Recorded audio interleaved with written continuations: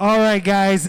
So welcome to our college applications talk tonight. I know this is probably I know this is probably going to feel mostly for the seniors, which is partially true, but juniors and under, you guys definitely can learn, I think, about the process of everything that goes on while you're doing college apps tonight. So today our speaker is, his name is John King. Can we give John a round of applause, guys? He's here to walk through the steps of college applications and just all the details that go into it. And for those of you guys who don't know, John used to own or run a Elite Prep, right? So I still work at Elite. Oh, okay. I'm more in the back office now. Nice. And so he has helped a lot of students with college apps and is very knowledgeable. But I think this brother just wanted to offer not only his wisdom and his services to you guys, but also wanted to, really incorporate how church is involved in all this too. And so he wants to bless you guys with this. And so please give him your attention. Feel free to take notes, pop your phones out, take photos. I think of the slides are good too. And so, yeah, before we get started, I'm just going to pray for us, and then I'll let John take over. And then there will be an time for Q&A at the end if you have any questions about anything that was shared. So let's pray. Let's pray. Lord Heavenly Father, we just thank you so much for tonight. We just thank you for this time, Lord, as we get into, Lord Father, this thing that we call college apps, Lord. We know that it is a big deal. There's so much to life and life's trajectory that can be just set from these decisions, Lord. But Lord, ultimately, Lord Father God, all these things are in your hands. And so, Lord, I pray that it would be you who guide us through, that it will be you and your voice that we listen for as we do all of these things. And that, Lord Father, we would seek you first and not our desires. And that, Lord Father, you would be lifted on high as we, Lord Father, learn more about what it means to be prepared for college and do all of these things. So, Lord, come and meet with us, come and be with us, and may you be glorified. We thank you for this time. We love you, Jesus. We pray these things in your son's name. Amen. All right, let's give it up for John, guys. All right. Is this on? Can you guys hear me through the mic? Yeah? Okay. So before we get started, I just kind of wanted to get a sense for who's here. So how many of you guys are seniors right now? Okay, two people. So 3? Okay, my bad. 3. So today's talk is geared mostly towards seniors, but I also designed it so that any of you guys, freshmen, sophomores, juniors can also benefit as well. How many of you guys are juniors here? Okay. Sophomores? Freshmen? Okay. So, before we get into it, I just wanted to introduce myself a little bit. So, my name's John, and this is my family. If you guys can't tell, one of us went to UCLA, the other one went to USC. All right, I'm about to leave right now. Okay, this is not okay. No, people that went to UCLA, USC were very proud Bruins and Trojans. This is my son Moses. He's 4 years old, and my daughter Ava is 2. And my wife Hetty, we've been coming to Southland for as long as we've been married, which is 8 years. And so, we love the church. We love it here. And that's really why I'm here today, because I know how stressful it is for you guys trying to navigate through high school. And so I wanted to share whatever I can, whatever I've learned over the years with you guys, and to see if that might help you as you get through high school. So I graduated from UCLA in 2010. I've been working at Elite since 2011. So started as a SAT teacher, then a director, then another directorship, and then finally I'm at the headquarter office doing management. And so been doing this for a long time. I also completed my college counseling certification through UCLA Extension while I was at Elite. And I visited over 50 college campuses, which I think is really important. Have any of you guys been on an official college visit yet? A couple of you? Okay. So I definitely recommend it. Seeing is believing. And when you go, don't just go with your parents on like a weekend just to walk around the campus, because to be honest, that's pretty not helpful. what you really want to do is schedule like an official visit with their admissions office, because they're going to tell you all the things about the school that you can't find out on your own, and then you can do a campus tour and see everything. But yeah, above all else, like I just love helping students navigate the college admissions process. That's something that I've loved to do ever since I was honestly in high school. It's such a weird thing to say, but just to give you kind of an idea of what a strange person and background I come from, when I was in high school, I was like obsessed with college admissions and getting into college and studying for the SAT, all the things that gives you guys a lot of stress and anxiety. I really, really enjoyed. It was just a weird, I don't want to say gifting, but it was just like a weird thing that I had as a part of my DNA. To the point where, I took the SAT when I was a junior in high school. I ended up doing really well. I got a 1560 on the test my first time I took it. And I really wanted to share with people like how they could also do well on the test. So I posted flyers in my sophomore and junior English teachers' classrooms, and I invited students to come learn like how to study for the SAT. So I rented out the back room of an IHOP that was down the street from my school, and we just did like a full day kind of like boot camp, like practice test review, strategies. That's just kind of who I was growing up. I should have known that I would end up at Elite back from my high school days, but go figure, I'm doing this now still. And I think that, I just want to help kind of demystify the process, as well as to give you guys some perspective as well. So just to kind of tell you about like my high school career, I was very motivated, like I said, passionate about getting into college. And to that end, I did a lot of extracurriculars. I became president of my school's Key Club, president of the National Honor Society, captain of the volleyball team, and editor-in-chief of the school newspaper. So I was like all in on the college game. But the reason I tell you this is that like I thought I had everything figured out. I thought I was in control of my destiny. I thought that, not even the sky was the limit. Like I thought I was going to go wherever I wanted to go. Well, obviously, spoiler alert, I went to UCLA. So UCLA obviously is a great school, but I was so out of touch with reality when I was in high school that UCLA was my backup school, like my backup school. I didn't even apply to other UCs besides Berkeley. It was just UCLA, Berkeley, and then all the Ivy League schools. And one after another, I got rejected from every single school, basically except for UCLA. And so that was a really humbling process for me, because I thought I was going to go to Harvard or Stanford or any of these schools. But God had other plans for me. And that was something I really wrestled with for a while, because I thought that I had everything figured out. I thought that I had done all the right things. But God had a different plan. And seeing how my life has played out, the last 10, 15 years, I can definitely see what that plan is. But it was a lot of, I think, having to let go of what the world was telling me was important, and really realizing that, like, God loves me so much that He didn't give me what I wanted, He gave me what I needed. I think that's something that we can all relate to, right?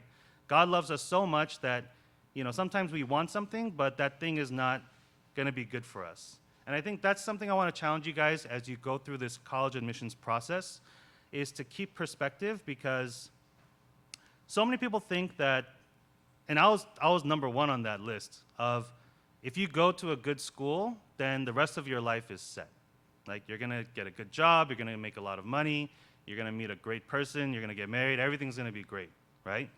But that's so false. And I think that really, this is just more practically speaking, it really matters more like what you do once you get to college, not where you go to college. I have so many friends who went to schools that weren't as good as UCLA, but objectively speaking, they're doing leaps and bounds better financially, career-wise, than I am. And I'm okay with that. Like, I think that's something that I've had to make peace with too, because I really love what I do, which is helping students kind of figure out this college process and hopefully not make the same mistakes that I did, because I was so single-minded about college that once I got to college, I didn't even know what I was doing there. And just the whole getting to college was the point, but not the personal development and growth after it. But yeah, I just want to encourage you guys, like, as much stress as you're feeling right now, as much maybe anxiety as you might feel, it's really not where you go to college, but what you do once you get there. So don't let people tell you otherwise, because you're just kind of buying into the hype, and then it's going to be disappointing no matter where you go, because that's not the truth. And so, yeah, that's basically kind of like where I'm coming from. In terms of like my professional experience, I mean, I've helped students get into any college you can possibly think of, like Harvard, Yale, Princeton, Stanford, Johns Hopkins, Berkeley, UC, like all the schools. I've helped students get into those schools. And it's taken a process of knowing like what colleges are looking for and what's important to them. Because I think what a lot of students think are important and what colleges actually want, there's actually a pretty big disparity there. So without further ado, oh, and then I kind of just wanted to preface my talk also with this, which is I understand that a lot of what I'm about to share, it can possibly add to that kind of like college anxiety too, right? But I'm of the belief that it's better to know like what you're up against than to just kind of go into it, you know, without really knowing. And I also believe that like God doesn't care where you go to college. Like he could literally care less where you go to college. But he always wants us to give us his best. He always wants us to give us the first fruit, right? And I think how you approach the college admissions process is also, should be like that too. Like do your best. Do your very best to get into whatever college is going to be best for you. But don't make the outcome the goal, right? We want to make sure that the way in which we approach it is pleasing to God. So I was doing my devotions today, and this is the verse that came up. So whether you eat or drink or whatever you do, such as prepare for college, do it all for the glory of God, right? If we can say that I feel like God is glorified in how I approach this process, then you've already succeeded, regardless of where you end up going. Okay, so the goals for today. We're going to learn about the different kinds of schools and applications. We're going to take a look at the early decision, early action process and what might be right for you. And then we're also going to take a deeper look at the UC application, because no matter where you guys are going to apply, I think every person is at least thinking about the UCs. So that's going to kind of be our benchmark for today. And then we'll have time for Q&A. So the types of schools and what they look for. So there's three major types of schools. There's Cal States, there's UCs, and then there's privates or out-of-state public. That's what OOS stands for. It's out-of-state public. Out-of-state public are schools like, you know, University of Michigan, UT Austin, schools that are public schools, but because we're California residents, you know, they're out of state. Cal States, Cal State Fullerton, San Diego State, Cal Poly Pomona, UCs, you guys already know. So those are the three main types of schools. And each type of school looks for very different things. So as you're listening to this right now, I want you to kind of like think, okay, where is my focus? Am I focused mainly on Cal States, on UCs, or on private schools? Okay? Because if you're not really going to be applying to UCs or private schools, then how you prepare for college is going to be completely different from someone that's going to be applying to UCs or UCs and privates. So every school, GPA is important, right? I think that's like, if you were expecting something different, I'm sorry. Everyone thinks that GPA is very important because that's traditionally been the best indicator of success in college, graduation rates, things like that. The second part of that, though, is rigor. So what rigor means is the number of AP, IB, honors courses that you take throughout high school. One thing that students do, though, with the rigor part is they take way more AP honors classes than they can probably handle. Some of you guys are probably feeling that like right now, like dang it, like why did I just do what my friends are doing and now I'm kind of like struggling. So it's okay, you know, it's all part of a learning experience, but there's a classic question of like, is it better to take a regular class and get an A or an AP class and get a B, right? The answer is obviously take the AP class and get the A, but if you had to choose, you want to make sure that you maximize the number of A's on your transcript. Like you want to try to get as many A's as you can, even if it means possibly taking a fewer AP honors classes, because believe it or not, you can make up those AP and honors classes later on as well. There's other ways that you can take AP honors classes even outside of school. So you can kind of control your pace and not have to bite off more than you can chew. In terms of test scores, I think we all know it's been very big in the news ever since 2020. The whole kind of like testing thing has been very different. So for Cal States, absolutely no consideration for SATs, ACTs, none. For UCs, absolutely no consideration for SATs or ACTs, but they will look at your AP scores. But your AP scores are kind of toward the bottom of the list of what they look at. So like you don't have to like kill yourself studying for AP exams because UCs, they use it as a very like additive process. So if it's going to help you, great. If not, it won't hurt you. That's how they're trained to read your application. And then finally, for private schools, it's optional for the SAT, ACT. It's optional for APs. The reason I put optional in parentheses, or sorry, in quotation marks, is that it really depends on your situation. So if you go to a really, really competitive and rigorous high school, like one that everyone knows is like, yeah, that's a pretty crazy high school. Thank you. The SAT is not going to be as important for you as it's going to be for someone who attends a high school that's not as competitive. So it's kind of hard to gauge how competitive your high school is, right? So to kind of give you guys like an idea of how you can look that up compared to other schools, you can search up something called UC admission by source school. So I want to be very careful about doing this. Let me see. Okay, so I'm going to choose schools that you guys don't know anything about because I don't want to put anyone's schools on blast or anything. So has anyone heard of a private school called Harvard Westlake in LA? Yeah? Harvard Westlake is an insane private school. It's $60,000 a year to attend 9th through 12th, and that doesn't even include room and board. That's just tuition. It's more expensive than most colleges, right? So let me see if they come up here, because sometimes for private schools they won't come up, but let's see if they will show up here.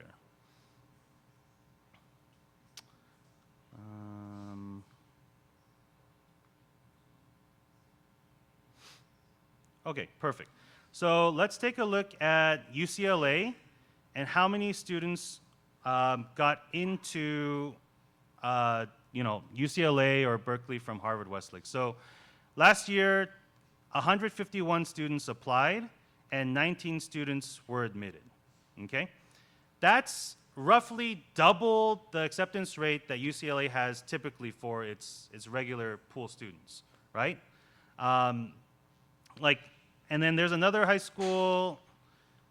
So if you have any friends that go to this school, please don't judge them or anything. But this is one of the schools that I used to work with, El Monte High School. So they had 75 students apply to UCLA, and only 5 got in, right? So you can see there's a big, big difference. They have half the number of students who applied, but they also have just a quarter of the students who got in.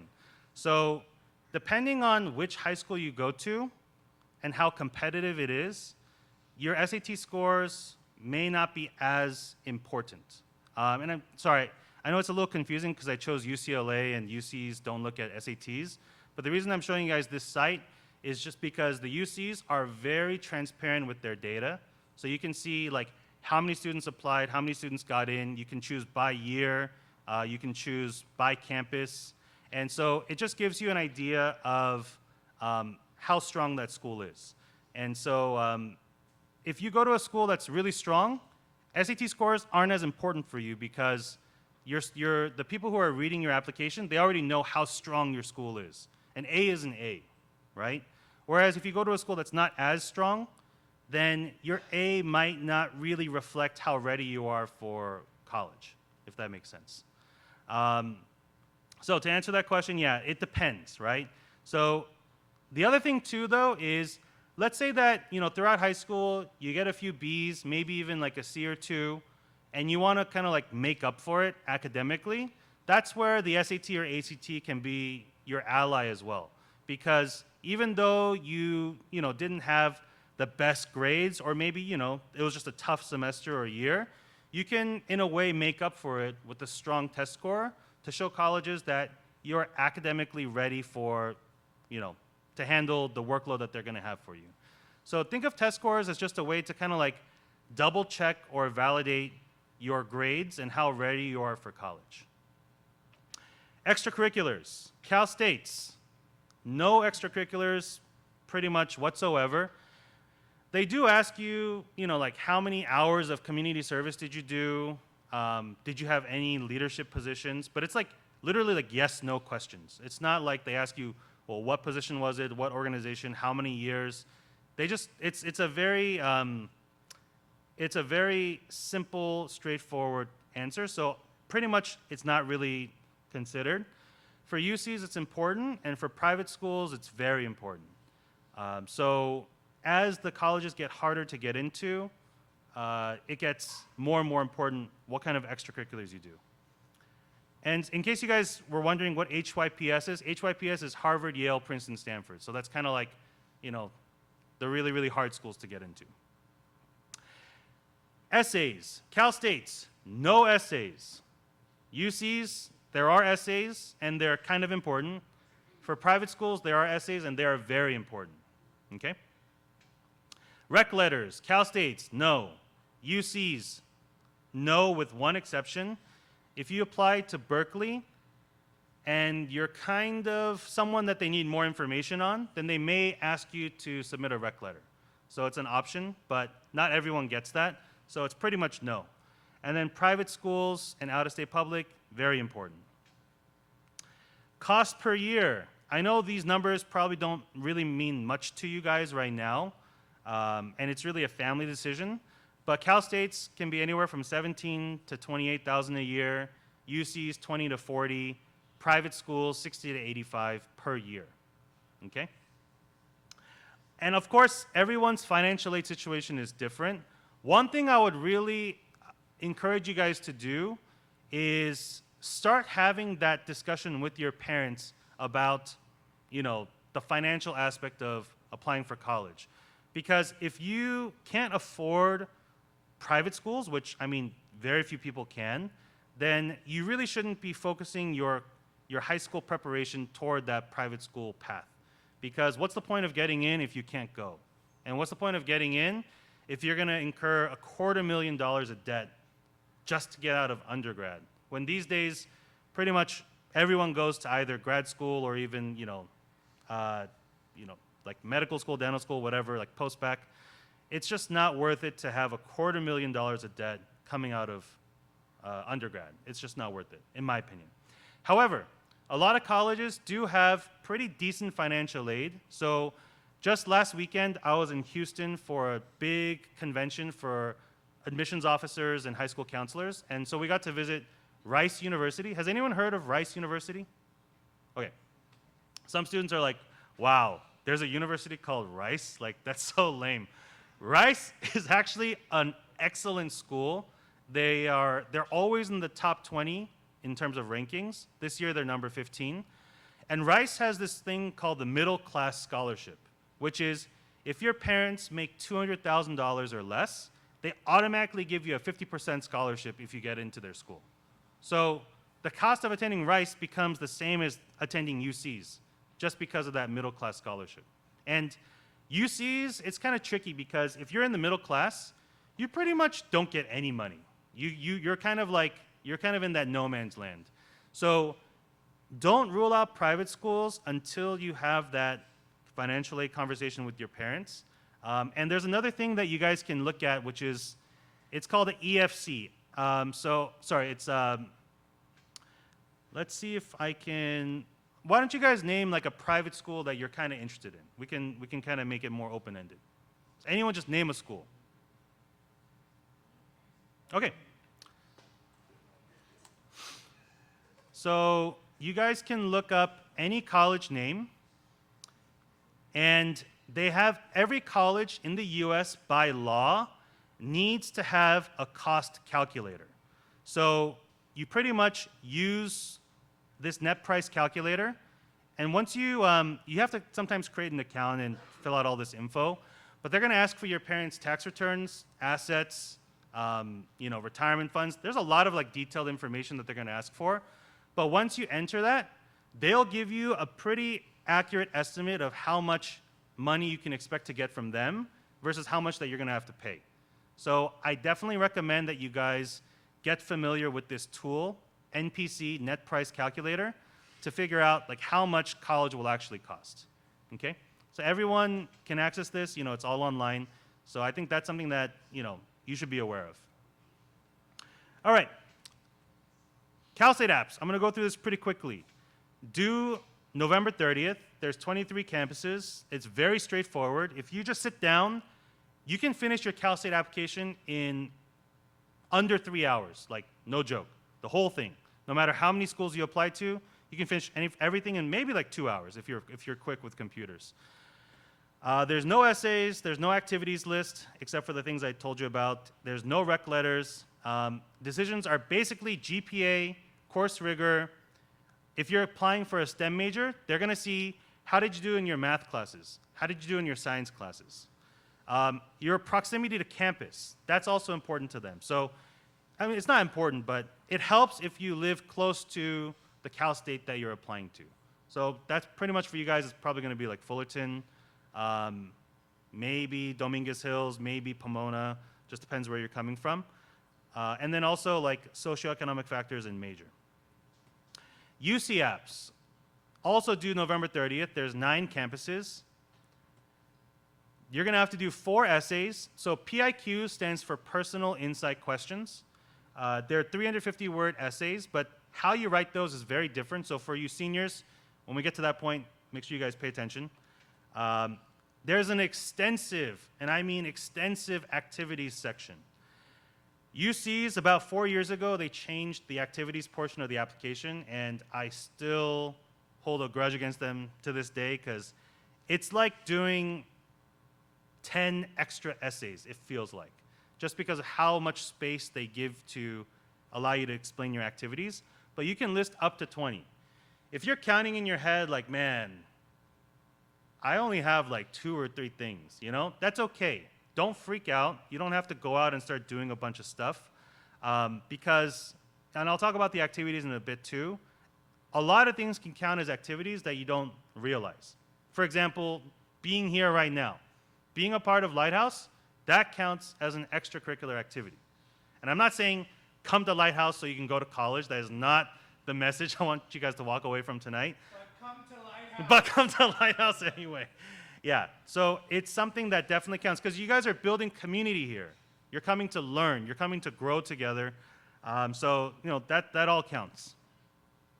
There are no rec letters, and decisions are based mainly on your GPA and course rigor. So UCs, by the way, they care a lot about the number of AP and honors classes you take.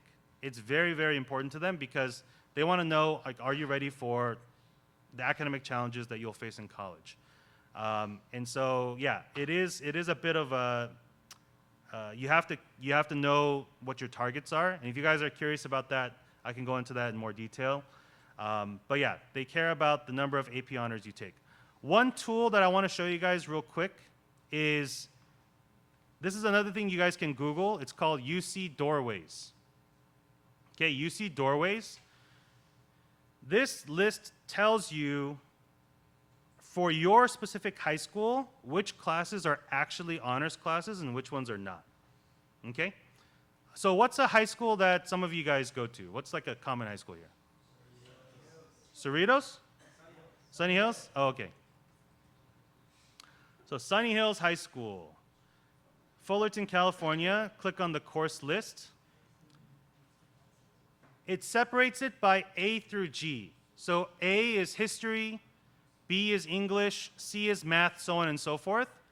What you guys are looking for are the gold stars. Okay, gold star equals good. Okay, gold star means it's a weighted class.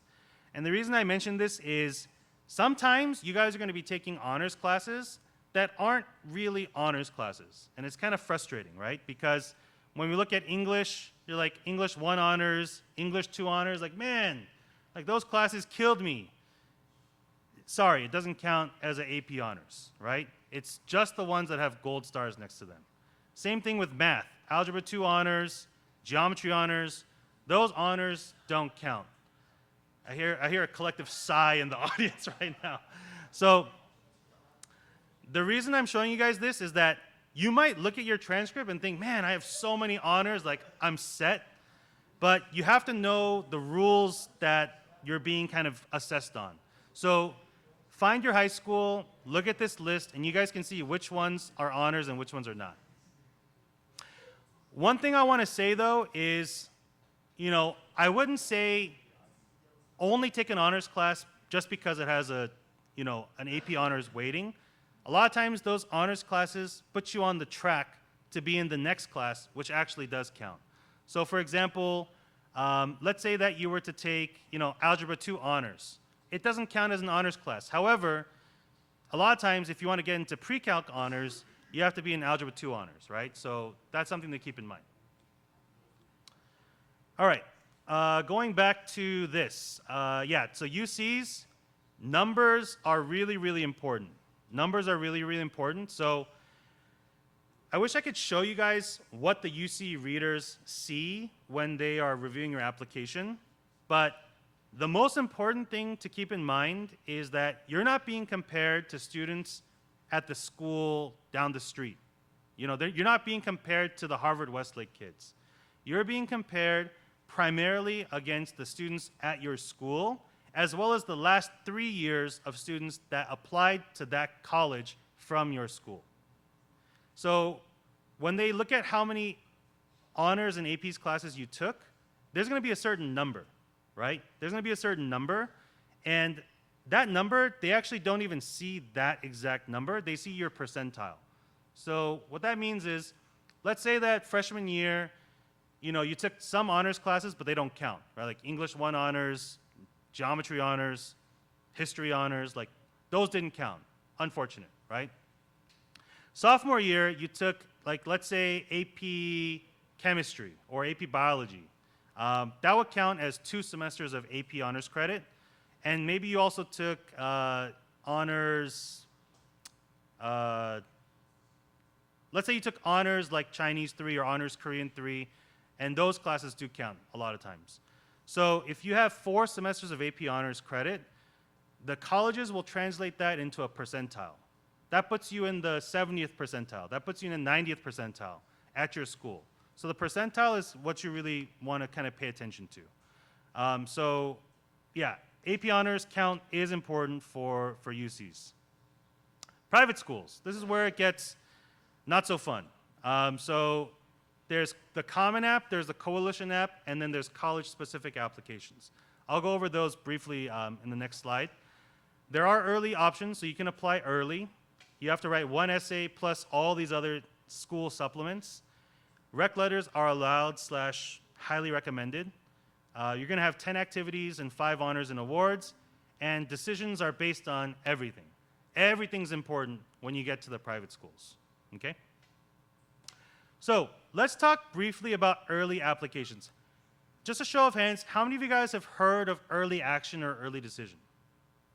Okay, awesome. How many of you guys know the difference between early action and early decision? Okay, so just a few people. So that's why we're here today, right? So what are early applications? It's exactly what it sounds like. You apply early, typically by November 1st. Most regular deadlines are the first week of January of your senior year. So when you apply November 1st, you're applying a full 2 months earlier than everyone else on the regular application deadline. The good thing is you find out your results by mid-December. So some people going into winter break are very, very happy. Most people going into winter break are kind of freaking out because their early decision, early action didn't pan out the way that they want. The three possible outcomes are admitted, deferred, or rejected. Rejected, admitted, I think we all know. Deferred means that they want to wait until all the regular apps come in before they decide on whether or not they want to accept you or reject you. So you're basically kind of just pushed into the regular pool from the early pool. Okay? Types of early action. So there are two main types of early action. There's just regular early action, which is non-binding. There's no limit to how many early action schools you can apply to. And you are allowed to apply early decision, which we'll talk about in a second. Examples of this are USC, MIT, Santa Clara, Boston College. There's more, but these are just a few examples. Restrictive early action is exactly what it sounds like. You can still apply early, but it's not binding. You can only choose one restrictive early action school to apply to, and no ED allowed. So what do I mean by binding? Binding means that if you apply early and you get in, you have to go. You're basically signing a contract saying, if you admit me, I'm going to come to your school. Okay? So early action is the kind of alternative to that, where you apply early, but you're not committed. You can still apply to all your other schools and figure out where you want to go once you see the bigger picture of where you're applying. So examples of restrictive schools are Harvard, Yale, Princeton, Stanford, our HYPS friends, and Caltech. Caltech was regular early up until this year. This year they said, we're going to join the HYPS people. So now they're restrictive early action. Okay? So early decision, this is a little confusing. There's two types of early decision. There's just normal early decision, which is binding. You only apply to one school, and it typically increases your chances, like Brown, Cornell, Northwestern, UPenn. And then there's schools that have early decision 1 and early decision 2. So it's a little confusing because basically early decision 1 is the November 1st deadline. Early decision 2 is actually the January deadline. So it's not really early, but it is binding. So a lot of students ask, well, if it's binding, why would I apply when early action gives me more options, right? And the reason for that is this. Typically, when you apply early decision, it improves your chances of admission. So, for example, this is not a hack, but if you guys want to get kind of like the behind-the-scenes data on colleges, look up their common data set. Common data set is something that they report to like a central organization that collects all their admissions data and then just keeps like a record of it. So if you look up Johns Hopkins common data set, you can see that their acceptance rate last year was 7.7%. Sorry. Yeah, really low. I'll give you guys not fun trivia, but I applied to Johns Hopkins when I was in high school. I got into Johns Hopkins, but their acceptance rate back then was 30%. I know. Since then, they are now 7.7%. I don't know. Actually, I know what happened, but yeah, it's just gotten crazier and crazier. And honestly, within 10, 15 years, it's going to get even crazier and crazier and crazier. So yeah, you guys are kind of applying at a good time because it's going to be worse a few years from now. What I wanted to show you, though, is this. If you look at the regular decision pool, 5.9 acceptance rate. But can someone read what the acceptance rate is for early decision for Johns Hopkins? 31%. So Johns Hopkins is one of those schools where if you apply early decision, it greatly increases your chances of getting in compared to just regular. Okay? So, and if you think about it, there's a very logical reason to this. early decision means that if you get in, you are going, right? You're committed. College's worst nightmare, if you can put it that way, is when they accept a student, but that student decides to go somewhere else. Because I'm sure you guys know all about the US News rankings, and they're pretty controversial, but one of the biggest metrics that gets factored into the ranking is something called yield. Yield is how many students did you accept compared to how many actually came to you. So if you accept 1,000 students, but only 100 of those students actually came to your school, you have a very, very, very low yield. That's a 10% yield, right? Whereas like schools like Harvard, they have a very high yield. They accept 1,000 students, 900 of those students are going to go to Harvard. So yield is a big factor in the rankings algorithm. And so a lot of colleges, they use ED to make sure that if they accept you, that you're going to come, because they don't want to get hurt by you going somewhere else. Does that make sense? Okay. So I think the question then is, basically this is ED, I get it. Typically increases your chances. So the first question is should I apply early? And really it's the question you should be asking yourself is, am I confident in the strength of my overall profile? And the reason for this is when you apply early, you're applying by November 1st. That means your senior year grades don't get factored into your admissions decision. So if you didn't have the best junior year and you're trying to show colleges, hey, that wasn't the real me, this is the real me, I'm getting good grades senior year, don't apply early, because colleges, they're not going to be able to see your first semester grades from senior year if you submit your application early, right? Or let's say you're working on a big project, and that project's not going to be done until sometime during senior year. You don't want to apply early because you can't include that in your application. So I think that one of the questions you have to ask is are you confident in your profile? Academically, extracurricularly, personally. The second question you want to ask yourself is, does it help to apply early? So we talked about early decision helping you. Early action doesn't really help your chances that much. It helps a little bit, but it's more so that you can just kind of get a sense of what colleges you might get into versus not. In basketball, we call this a heat check, right? When someone's just kind of let's say they're just swishing shot after shot after shot, and then they just take a shot from the half court line because they want to see how hot their shot really is. That's kind of like early action. You kind of want to see where you stand, because if you apply early action to a really strong school, then all of a sudden, and you get in, you don't have to apply to the other half of your schools that you were kind of leaning on as a higher chance.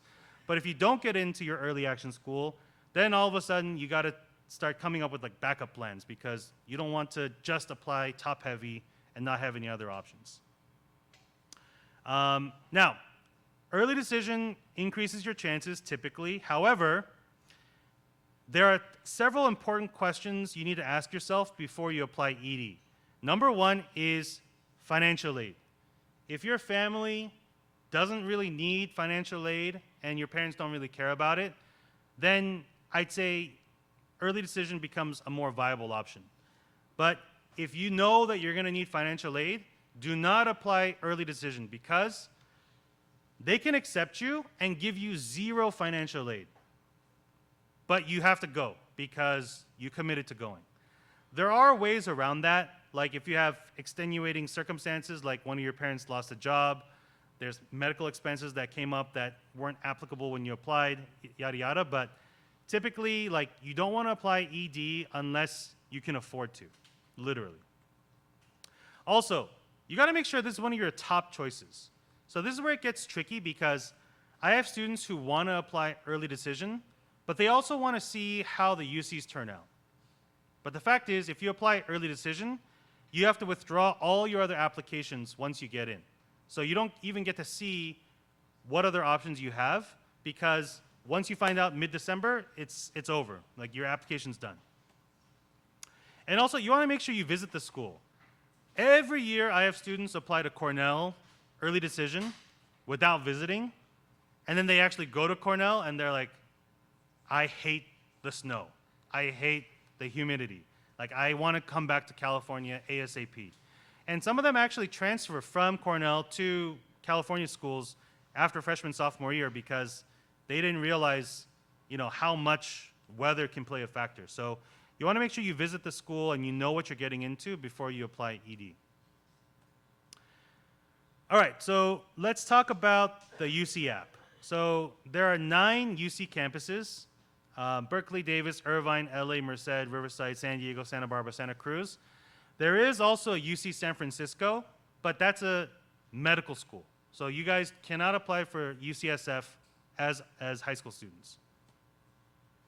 There are 7 sections to the UC app: campuses and majors, academic history, test scores, activities, scholarships, and personal insight. Campuses and majors. So this is where you're going to select, which of these UCs you're going to apply to, and then you have to pick a specific major for each one.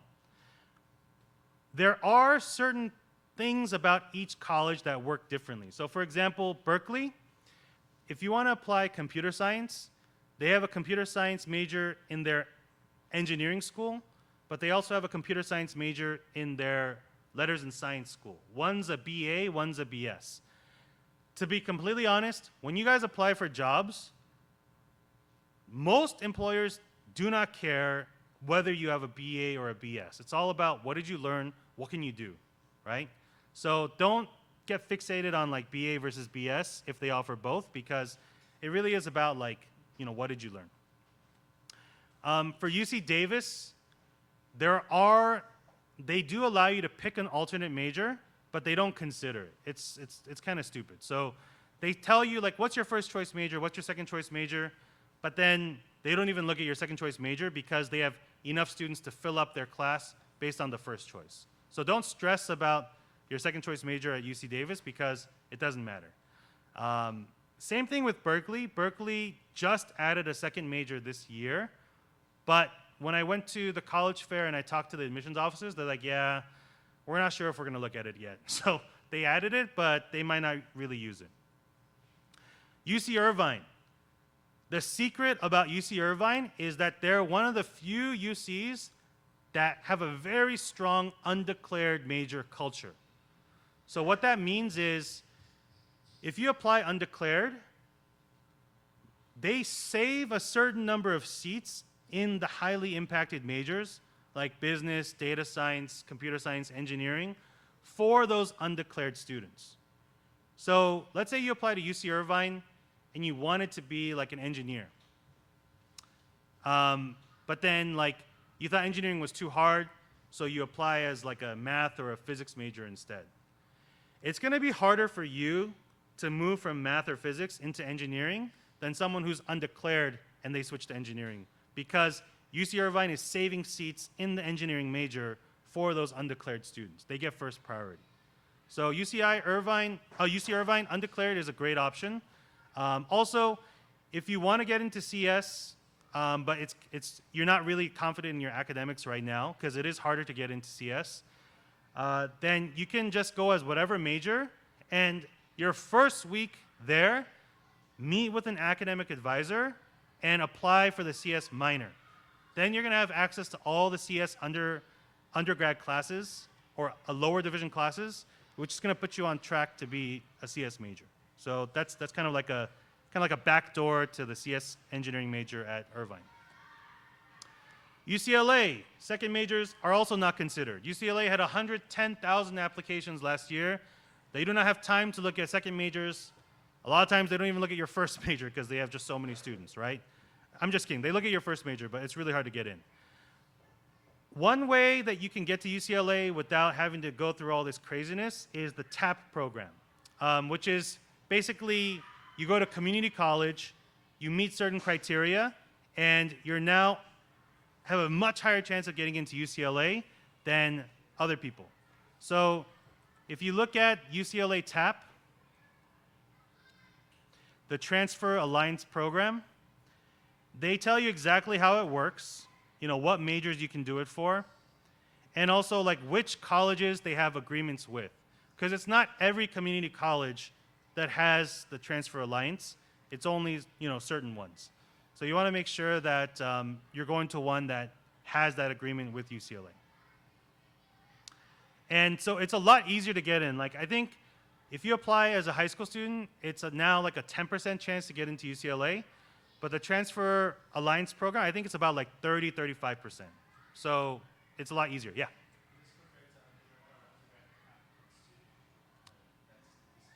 No, so yeah, when you apply as a transfer, you're only competing against other transfer students.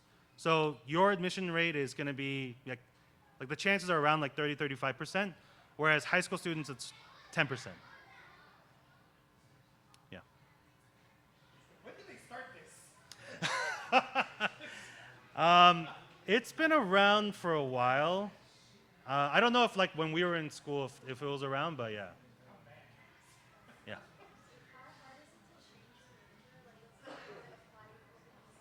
Yeah. Yes, yes. So the question was, how easy is it to change your major once you get to college? So a couple things. One is it depends how the college is set up. So if your major is within the same school as the other major, so what I mean by that is when you look at UCLA, for example, here, I can just show you guys. So UCLA schools. So think of UCLA as kind of like the university, the college, but within that college, there are multiple schools. So there's the School of Arts and Architecture, the School of Engineering, the School of, sorry, some of these are grad schools, but nursing. So if your major is in the same school as the other major, then it's really easy, no problem.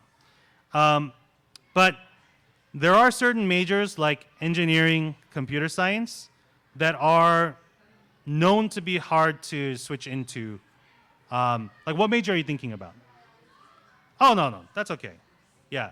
So you can apply any major in letters and sciences and then switch to biology. It shouldn't be too hard. But I will say this, if you apply as like a Scandinavian literature major, which exists, but nothing in your profile says anything about you being interested in that, but instead you're like, 400 hours volunteering at the hospital, and you're the president of the pre-med society at your high school, and you did this internship where you followed doctors around on their rotations. It's going to look a little, there's going to be tension between what your application says and what you say you want to do. But typically, biology is not impacted. So I would say just go for biology. It's only if you're going to go like engineering or CS where it's a lot harder. So for example, Berkeley, if you apply as a regular like Berkeley student, it's about like 11-12% acceptance rate. If you apply into their engineering or computer science college, it's about 5%. So it's twice as hard to get in as an engineer than just as a regular major. Yeah. Question? So I'm looking to go into liberal arts, specifically political science. Is that like a impacted major? Are you thinking of liberal arts, like, are you applying to liberal arts colleges or more like liberal arts as a major? Oh, no, that's not impacted at all. Okay, Yeah. would it make more sense, because I'm more of a like active applicant, Mm. would it make more sense to do like undeclared sociology versus undeclared like political science? Like, what are my chances of admission? I know you probably can't give an exact answer, but Mhm. would it be higher if I did undeclared sociology? Typically, no, not really. I think it would be because, again, if it's in the same college, which like for letters and sciences, it's very broad. So all the humanities are usually under LNS, letters and sciences. So if sociology is under LNS and so is political science, then it's going to be the same admission rate. So yeah, you don't have to worry about that. Yeah. Okay. Let's see here. Just kind of rounding this part out. And by the way, The things I'm putting on this list, they're just the things that I learned last week when I talked to the admissions officers at the college fair. So this college fair, it's only high school counselors and university admissions officers. So they tell us a lot of stuff that they don't normally tell, like, parents when they come to visit. So yeah, these are things that are kind of like, I guess you could say, like behind the scenes info that you don't normally get. Yeah.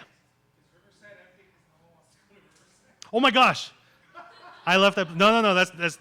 I don't know what happened. No. I think I forgot to put it. I'm so sorry. Like, my kids were kind of going crazy. UC Riverside, just shout out to UCR. Fantastic business program, fantastic engineering program. They actually have like a lot of like dual major things that you can do as well. But yeah. And by the way, if you're pre-med, UCR is also a great option too, because they reserve 50% of their medical school admissions for UCR students. So, and by the way, anyone here thinking about going into medicine or pre-med? Okay. It's a pretty tough path, but if you can go to med school in California, that's like the dream. Like some of my friends, UCLA, really smart people, they couldn't get into any medical schools in California. They ended up going to the Caribbean for medical school, which doesn't sound too bad, all things considered. And now she's like a neurosurgeon in New York. But yeah, California med schools are the way to go. All right, academic history. We already talked about that. So this is actually more for the seniors. When you fill out your UC application, you should put your 7th and 8th grade math, as well as your language other than English. That's LOTE, language other than English. Those all count. GPA, and this is actually really important. Your UC GPA is the summer before 10th until the summer before 12th.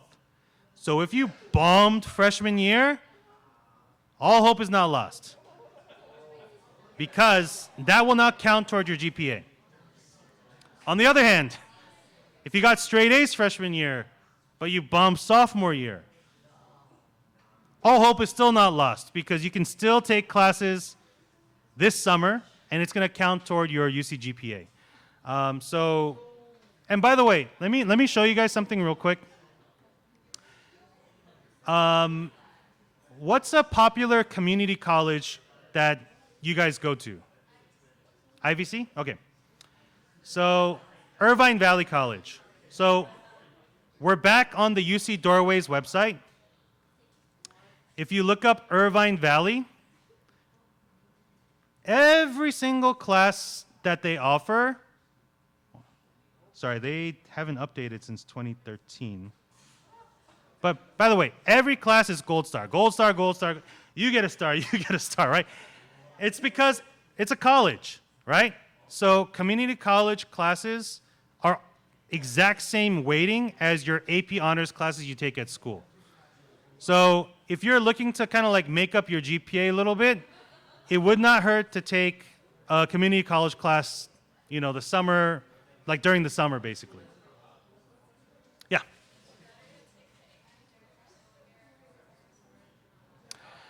The question was, is it better to take AP during the school year or this during the summer?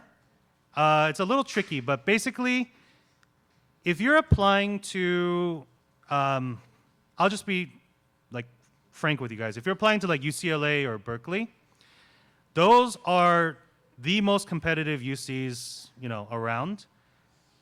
They would want you to take the AP class because they want to see your AP score as well. If you take a community college class, you got an A, that's great, but then it's not going to, there's no score to go with it. Also, community college classes are 1 semester, so you only get 1 AP bonus point. But if you take an AP class, it's 2 semesters, so you get 2 AP bonus points. So that's another consideration. Yeah. What if some schools don't allow dual enrollment? You mean like your high school? Oh, that's unfortunate. So there are other options for you to take classes online, for example, even without your school's permission. Yeah. So you just have to find an online high school that does not require you to. Oh, I'm actually really glad you brought up this question, because even if your high school doesn't give you permission to put that class on your transcript, UCs, they don't care. They already said these classes count.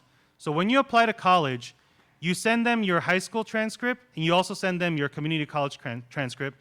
The college will then take both of them and recalculate your GPA. So even if your high school says, yeah, you can take it, but we're not going to put it on our transcript, you say, okay, that's fine, because when you apply to college, the colleges will count it, and that's what matters, if that makes sense. Yeah. So you guys know I work for Elite. I'm not here to plug Elite. That's like the last thing I'm here for. I'm here because, yeah, I want to give you guys insights that, people usually. Anyway, so you can find classes that count that you don't have to get permission from your high school to take. Okay, you just have to make sure that it's a UC accredited class, and that's what this website's for. So there's a school called UC Scout, for example, and it's actually hosted by the UCs. Oops, sorry. Let me see if it might just be Scout.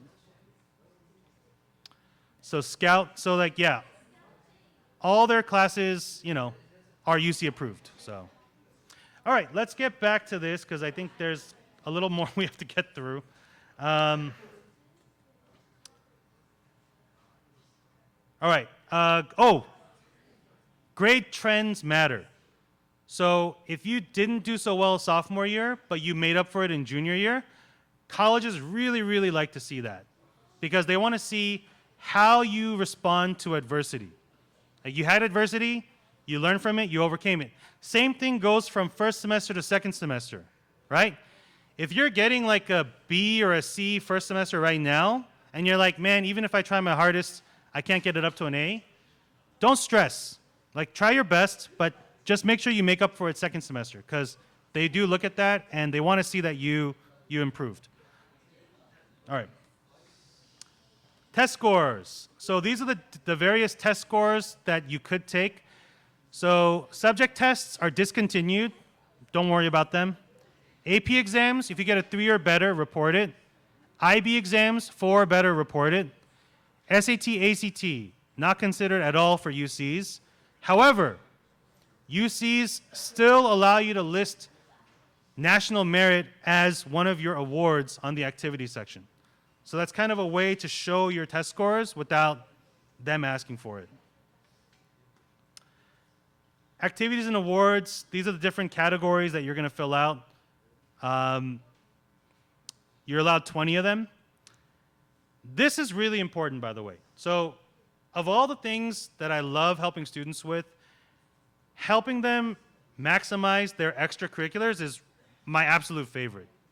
And the reason for that is so many students, they do things because they think colleges want to see that thing, but they really could care less. So and by the way, if you're doing these things, don't freak out, but music, orchestra, sports, volunteering, at the library, all those things are okay, but they're not going to get you into college, right? There are thousands and thousands of, not even just people, but Asians, just like you, that are doing music and instrument and volunteering. If you want to stand out, you got to do something different, okay? So one thing that I took away from the counselor convention that I attended last week is that, there was a panel that was hosted by the Dean of Admissions at MIT, the Dean of Admissions at University of Michigan, and the Deputy Director of UCLA. 3 of the most powerful people in higher education admissions were all sitting in one panel, and they were telling everyone that was attending that they want to encourage students to pursue what's called project-based learning. So what is project-based learning? I'm sure you guys have heard project-based learning like a bunch of times. But really what this means for you is take something that you learned in school that you really, really enjoyed and try to create some kind of project out of it. So I'll give you an example. One of my students, this was like 7 years ago. He was all into ecology and biology. So when he studied AP biology and they had the ecology section, there was something about like, native populations of fish and like how natural habitats can get disrupted by human behavior and blah, blah, blah. So what he ended up doing is he did a study on the local fish population in one of the lakes in his community.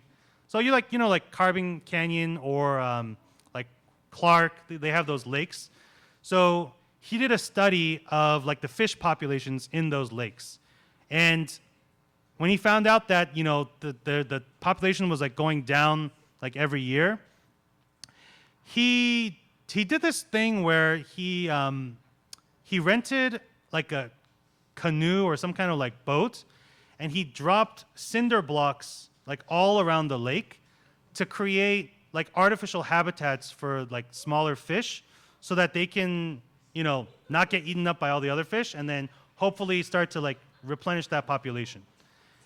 And basically, like, the admissions people, they ate this up. They loved it, because how many people are going around in boats dropping cinder blocks into the lake, right?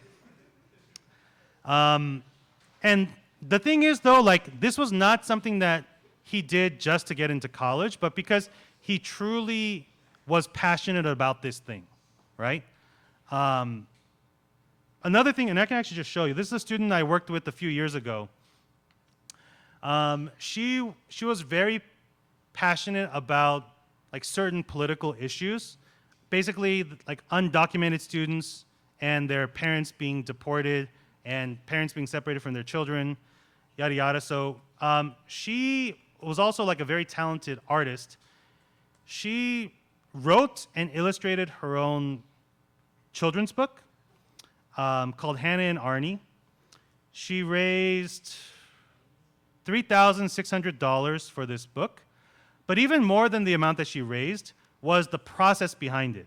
So she talks about like, why is she writing this book, the inspiration behind the story.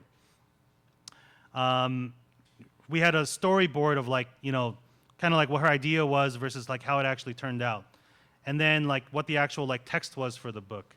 And she also did this thing where, for every book that was bought, it was kind of like the Tom's model.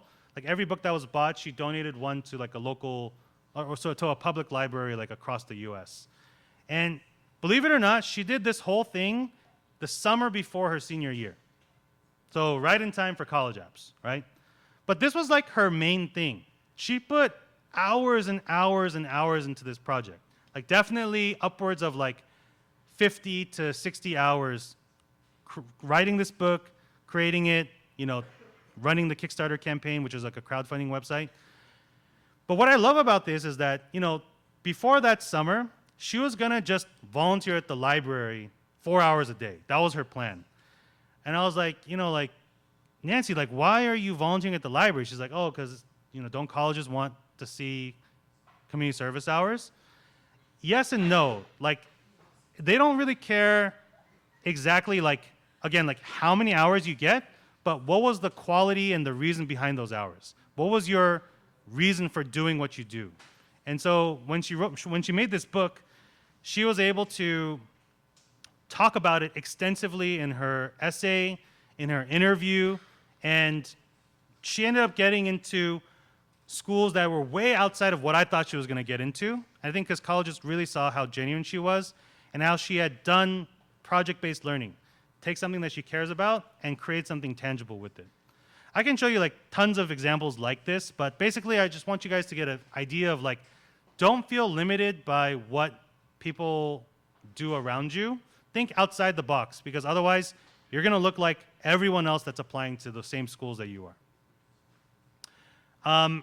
For the seniors, filling out the application, quantify your accomplishments whenever you can.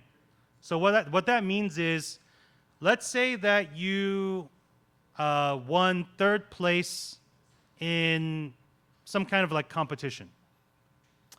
If you're third place out of 30 students that applied, you want to say third place out of 30, because that shows selectivity. That shows like the quality of your work. If you got third place, however, and only 3 people applied, you do not quantify your accomplishment. You just say third place. You know, just be proud of that third place and just leave it be. So when it's advantageous, quantify your accomplishments. Also, no activity is too small. I'll talk about that in a second. Highlight your impact. So not just what you did, but how did you make a difference? And by the way, guys, if you're in clubs right now and you're not making a difference, I think you need to reevaluate whether you want to stay in that club and why you want to stay in that club. Because if you're there, I mean, if it's just a purely social thing, that's totally fine too. But if you're thinking that that club is going to help you get into college, if you don't make a difference in that club, it's not going to help you get into college. Also, if you just have a leadership position, like a title, some people are so like fixated on titles. I was like that when I was in high school. But you don't actually do anything, that also is very easy to tell when you apply to college because of how you describe what you did. You always want to think about like, how can I have a positive impact on my activity, organization, or community? And then show growth when you can, and obviously give examples. Examples are what are going to help you, you know, prove that you are who you say you are, not just what you tell them. No activity is too small. If you help your younger siblings with their homework, if you do chores because your parents work, if you go on walks with your grandparent just to keep them company, if you have a journal, a blog, if you just like to doodle but you have them kept in a notebook, all these count as activities. And what you want to do is you want to focus on like, what does this activity say about me? What does this activity say about me? So like I had one student, she had a blog that was a private blog. She's the only, it's basically like her diary or her journal, right? No one has read it, no one has commented, no one has interacted with it, but she has written tens of thousands of words in this journal, like over time. And when she applied to college, that's one of the things that she highlighted because it shows that, one, she's consistent. It shows that she does a lot of like introspection or like reflection. She took a couple excerpts of the things that she wrote and kind of like the titles of those entries to show the colleges like the kinds of issues that she cares about or what she's going through as a high school student. So all these things, no matter how small, it's really about like what you can show. On the other hand, let's say that you just play like video games. You're just like a gamer. And that's it. You just game because it's fun. You might not want to put that on your college app. However, if you've built community through that activity, like if you've met friends, hosted tournaments, like organized like in real life like meetups, that's all good stuff. It shows initiative, it shows community mindedness. So even something like video games you can put as a valuable activity as long as you emphasize or highlight the value that's important to you in that activity. If it's just like, oh, I just like to play, that's kind of weak. So you got to make sure that you put something that, you know, speaks to your character or some kind of value that you have. Questions to help you brainstorm. What did I do? How did I contribute? Did I make any unique or special contributions? Did I differentiate myself in any way? What did I learn from this activity? What skills did I gain? So by the way, how many of you guys play sports in this room? How many of you guys are captains of your sports team? Okay, so a lot of hands went down. Even if you're not a captain in your sport, you can still highlight things about yourself that make you special. So, for example, let's say that you play, like what's a sport you guys play? Volleyball. I'm a volleyball player. I did 4 years of volleyball in high school. Let's say that like when you started playing volleyball, like only 25% of your serves made it into the court, right? But by the time it was your senior year, let's say that you had the second most aces of anyone on your team. That's growth. That shows development. So you want to show like how you grew in that activity, even if you're like not number one. Another thing my student did is actually doing right now. He's a senior. He's on his school's golf team. He's like maybe 6th or 7th best on his golf team. So he's not, rewriting any records or anything. But this past summer, he did like a data science class. And, last summer. 2 summers ago, he did a data science class. And he actually took some of those data science principles and applied them to his golf team. So he talked to his coach. He asked his coach, hey, can I do this data science experiment? I think if we do this analysis, we can help people improve their scores. So the coach was like, great, what do we do? So he created these sheets, and everyone, as they were going through their golf rounds, they had to keep track of, how far did they hit on their drive, what percent of the time did they make it onto the fairway, in the rough, like how many putts did they take for which holes.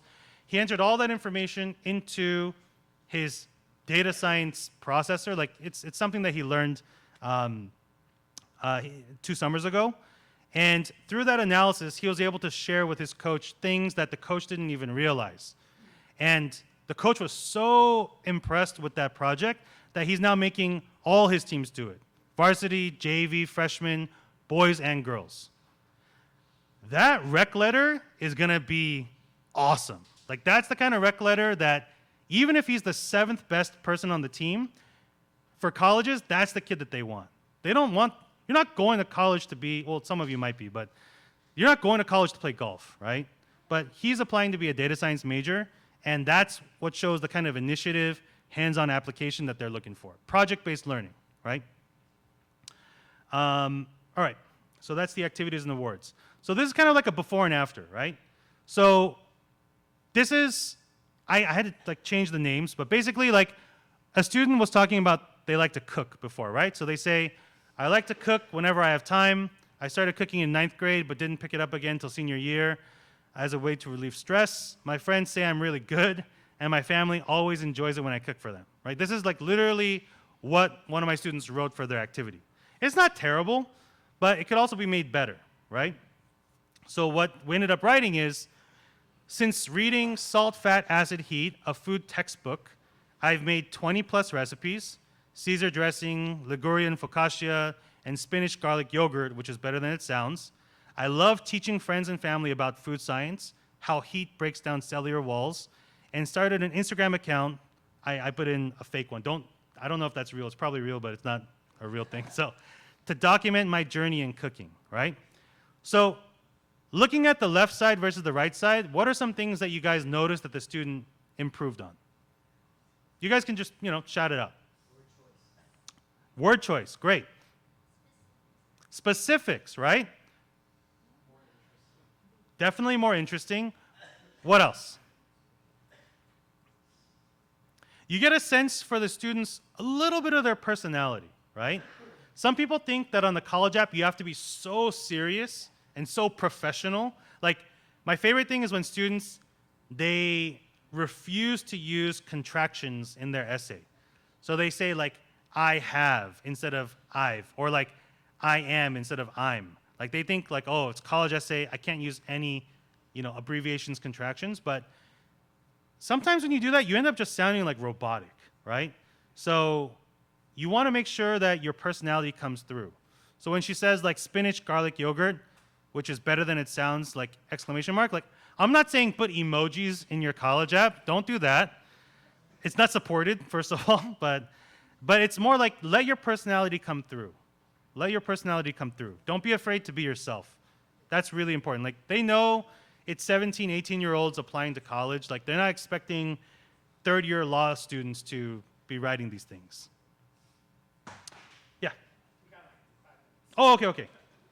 So activities template. This is something that I made for my students that I'm going to share with you guys if anyone's interested. Basically, it's really for seniors. So the 3 of you guys that are here, I'm happy to share with you. But basically, you just put in your activities. It helps you to brainstorm a little bit. And then it just does automatic character count so that you don't have to keeping track of how many characters you have for each of your activities. This is another part of the app, scholarships and programs. Just check off whatever applies to you. It has no impact on your admissions, so just don't stress about it. Just check whatever applies to you. Essays. So UC essays. They're going to give you 8 prompts. You pick 4. For your private school essays, go all out. Be artistic, have a hook, bookend your essays, like get creative. Do not do that for the UC essays. UC essays, they just want the facts.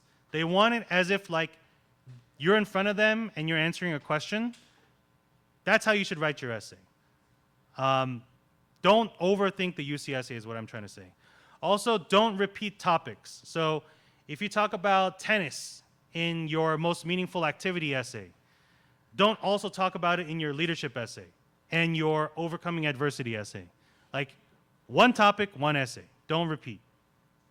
And always ask yourself, like, what do I want the reader to walk away from this essay with? Because a lot of times students just write. And when I ask them, like, so what did you want them to learn about you from this? They're like, oh, I don't know. Like, I was just writing. Like, be intentional with your words. Think about what you want to communicate. Additional comments can be used to explain things that you can't anywhere else in your application. So one thing I'd recommend is, think of it this way. If someone was reading your application and something doesn't make sense, address it in the additional comments. Like why you didn't take a certain class, or why you got a bad grade that semester. Maybe something happened at home, maybe something happened in life. You want to be able to explain those things. Some helpful resources that I recommend, collegeessayguide.com. This is actually one of my friends that he used to work at Elite. He started his own company. He's like huge now. He started his website, collegeessayguide.com. Almost everything on his website is free. So it's a great way to learn how to write the college essay. Ask Miss Sun. She just has a lot of good stuff about UCs in particular. And if you want the activities template or anything else, you can email me. My email's johnjking@gmail.com. The UC doorways we already talked about for the UC approved courses. Common data set. I showed you guys Johns Hopkins common data set to get some like behind the scenes info. And yeah, that's pretty much it.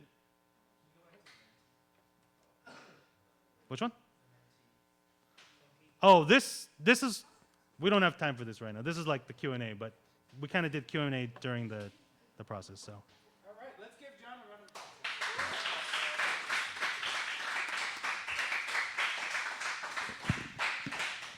Man, no lie, I wish I knew like any of this when I was in high school.